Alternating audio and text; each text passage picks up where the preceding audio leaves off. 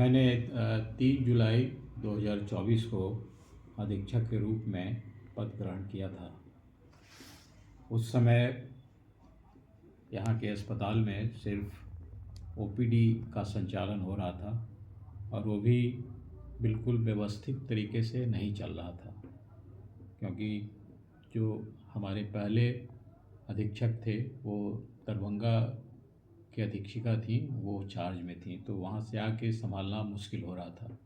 इसलिए मुझे यहाँ सिस्टम को बिल्कुल प्रॉपर तरीके से चलाने के लिए भेजा गया और मैंने आते ही जो अनुभव हुआ कि ओपीडी चल रहा है लेकिन कोई जांच नहीं हो रही है, मरीजों को सिर्फ सिम्टम के आधार पे दवा दिया जा रहा है, कोई डायग्नोसिस नहीं हो रहा है। मेडिकल कॉलेज का ओपीडी में डायग्नोसिस होना चाहिए और सारी जांच के बाद उसकी दवा लिखा जाना चाहिए।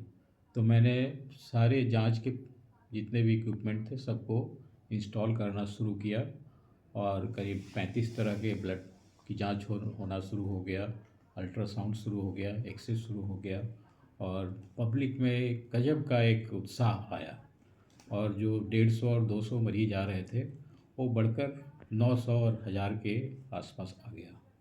मुझे भी खुशी हो रही थी काम करके।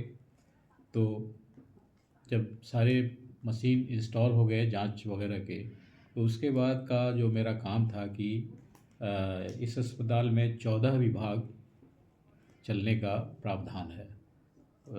मेडिसिन है, सर्जरी है, पीडियाट्रिक्स है, गायनी है, फिर आई है, ईएनटी है, स्किन है, साइकेट्री है, डेंटिस्ट्री है, चेस्ट है, ये सब मिला करके रेडियोलॉजी है, पैथोलॉजी है, फिर ब्लड बैंक है, ये सब करीब 14 विभाग यहाँ इस अस्पताल में चलने का प्रावधान है।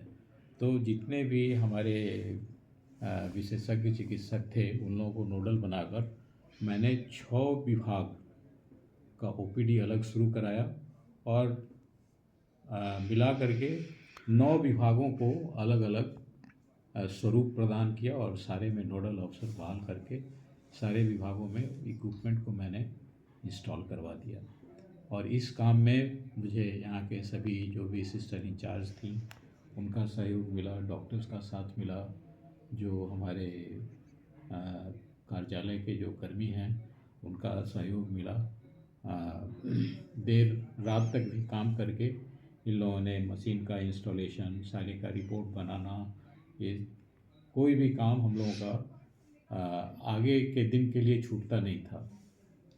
जिस दिन का काम है सभी उसी दिन संपन्न करके हम लोग यहाँ से विदा लेते थे। तो इस तरह से करते करते ये समय आ गया कि अब मेरा सेवानिवृत्ति का वक्त हो गया है और आज 31 दिसंबर 2025 को मैं सेवानिवृत्त हो रहा हूँ।